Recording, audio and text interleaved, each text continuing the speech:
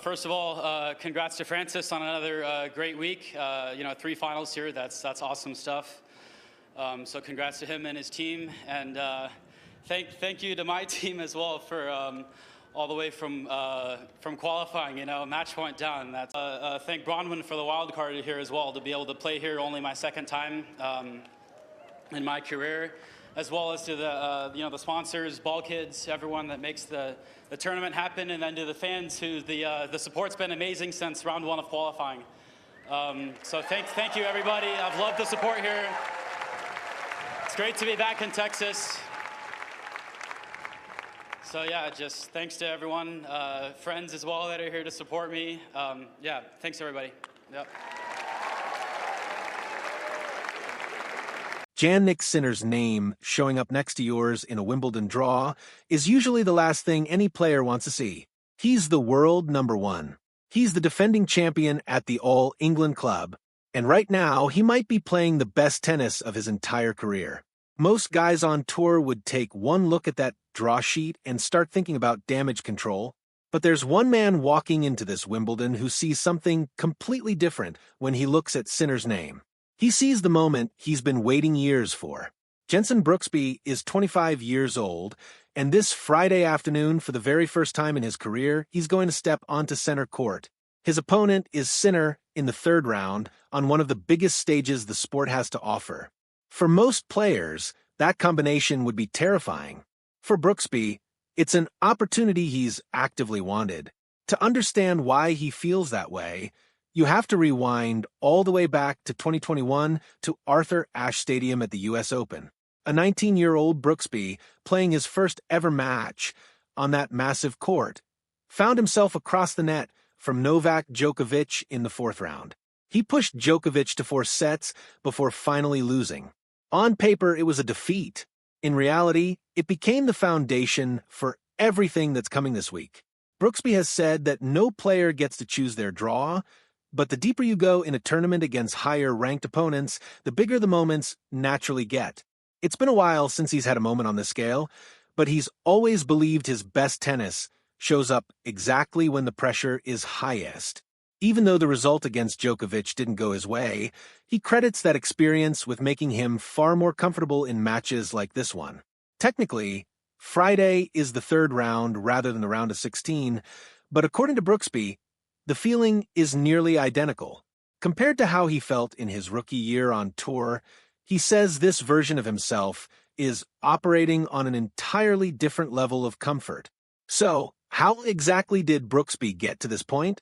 His path onto the ATP Tour didn't begin with headlines.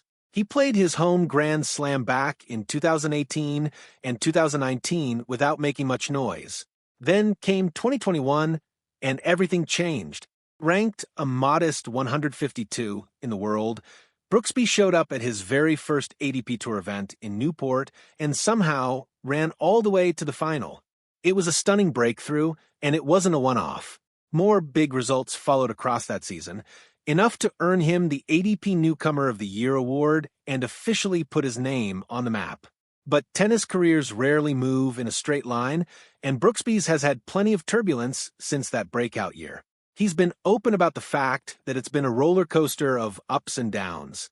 What's kept him grounded through it all, he says, is a constant effort to keep sharpening his biggest strengths, while also adapting to how much faster the modern game has become compared to 5 years ago.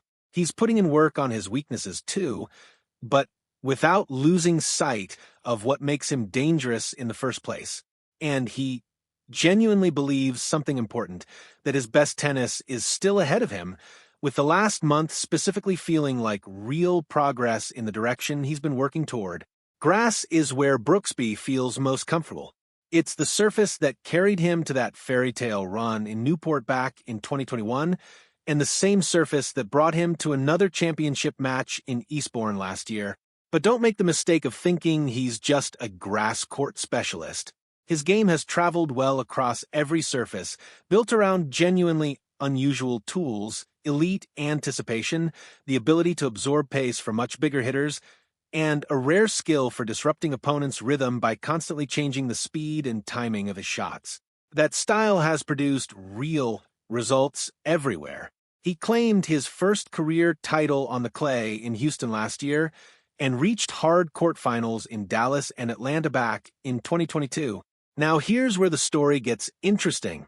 Brooksby and Sinner have actually crossed paths before just once, and it happened right in the middle of that magical 2021 stretch.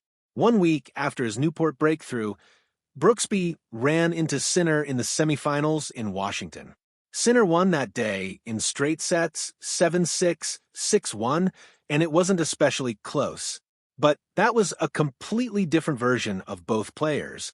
Since that match, Brooksby has battled through injuries and setbacks, repeatedly fighting his way back onto tour, at times dropping far outside the rankings that once seemed within easy reach. Meanwhile, Sinner has transformed from a promising young talent into a 4-time Grand Slam champion, a player who has now spent 78 weeks ranked number 1 in the entire world dominating hard courts, and now looking to defend his Wimbledon crown on grass. On paper, the gap between them looks enormous, and most would call this matchup a formality before it even begins. So, does Brooksby actually look ahead in the draw when a blockbuster matchup like this becomes possible? He admits that he glances at it early on, and once his first match arrives, it does sit somewhere in the back of his mind. But he insists it never becomes a distraction, because none of it matters if you lose in the first round anyway.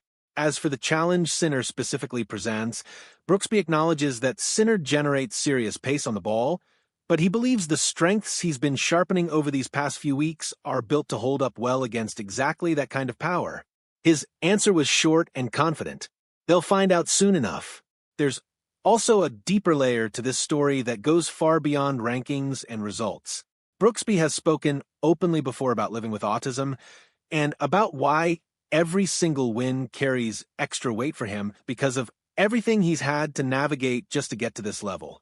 That context makes this Wimbledon run feel like something bigger than just another match on the schedule. On Friday, Brooksby walks out onto one of the most famous tennis courts on the planet, standing across the net from one of the biggest names the sport has ever produced, in front of a crowd that will be paying far closer attention than they might expect from a third-round matchup.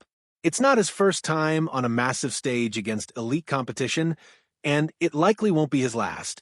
But this time, he carries something he didn't have back at Arthur Ashe in 2021, real belief that he belongs exactly here, and proof that the lessons from that loss to Djokovic have finally caught up with the player he's become. Can Brooksby actually pull off one of the biggest upsets of this entire tournament? Or does Sinner's power simply prove too much once they step onto center court together?